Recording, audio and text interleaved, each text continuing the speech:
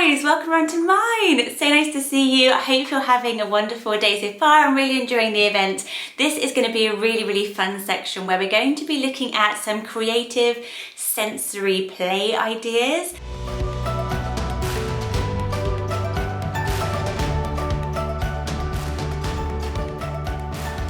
My name's SJ, I'm a mummy YouTuber.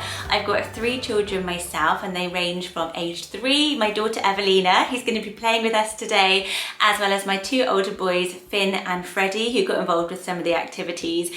I am a really playful mum. I'm a huge believer in the power of play to help you really bond, to help them learn and to communicate with them and to get you through any tough bits as well. I definitely use play to help me navigate some of the tougher days, and not just when it's raining outside. I mean when they're struggling with something emotionally, or I am, it really helps with that role play. And there's tons of tips you can use just from stuff around your house. Gorgeous as well. I like a pretty play.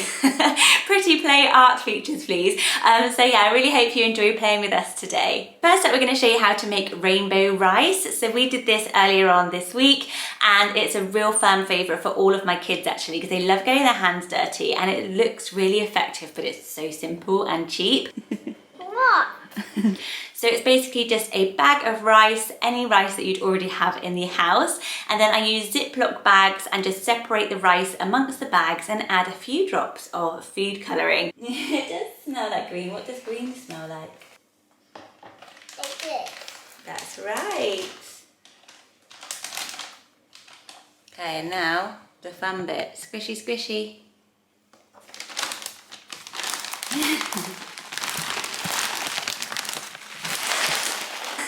That's the fun bit, but it stays not so messy, I promise. And then you spread it out on some baking paper and allow it to dry for half an hour to an hour, depending on how much water you've put in. And you get a really fun, pretty, and so engaging sensory play together. But you can also really upgrade this to a learning activity by having some number or letter prompts in front of your preschooler. 1, 2, 3, here we go! Let's go! 1, 2. And tracing them into the rice.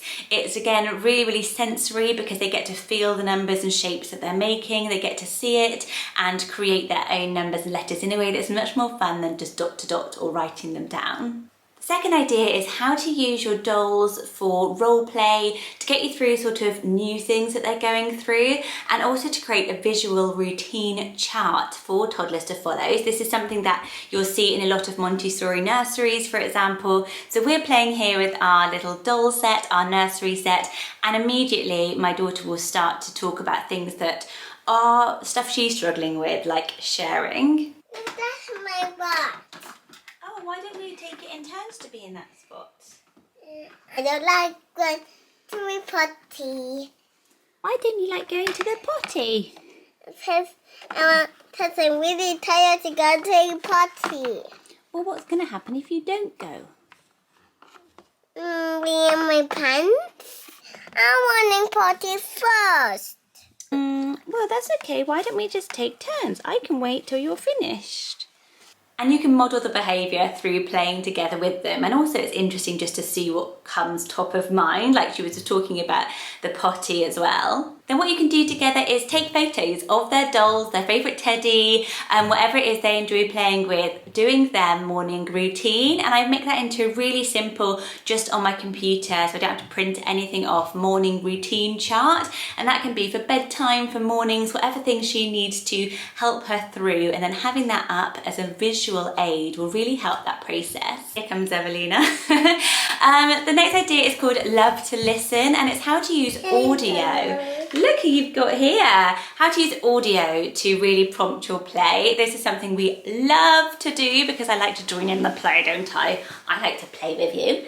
We like to play together, don't we? Oh, you love this. So this is her little rolling Roby. And this is great because it gets her up and moving, so you can use something that will prompt and play songs and play music and stuff like that, like Rolling Roby does. Or just literally putting on like classical music and then acting out what it's saying. We're being chased. Run. Run! I can see your castle. It's way up there. Yeah! We're here. Who's here with army. Yeah. Look at the army all around us. Oh, all dressing up like your favourite characters and getting into that and acting out your favourite story. So just have fun with listening. Listening skills is really important for preschools, and it really helps with their speech to allow them to listen to sounds. What can we hear? What's that telling us? My middle child has a speech delay, and that was one of the first things they taught me to do, was not to focus on his speech, but to focus on his listening. So yeah, love to listen is a great thing to incorporate into your day of play. And then asking questions as they play. So they might be playing, and I really try not to interrupt when they're playing independently, and just listen, but then often going in and saying, how did you do that? Why does it do that? What colours are there? What numbers are there? What happens if we do this? Could you show me how you do that?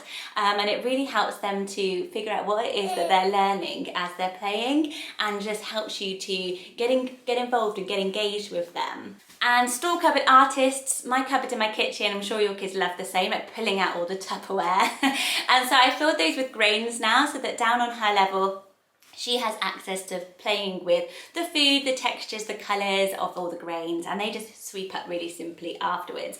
And it really gives her a chance to sort. We love sorting, don't we? She loves sorting out things into colours, and also just cutting out cardboard shapes so we can use glue to stick them on in patterns, and using what you have around you.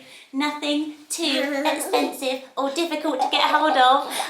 But yeah, just gives her a bit of independence and putting things down low so that she doesn't have to ask me, and encouraging her to follow her own play ideas. Right, Pickle. Say goodbye to everybody. You can find me over on YouTube for more of this type of video, and enjoy the rest of the event. Bye guys. Bye-bye.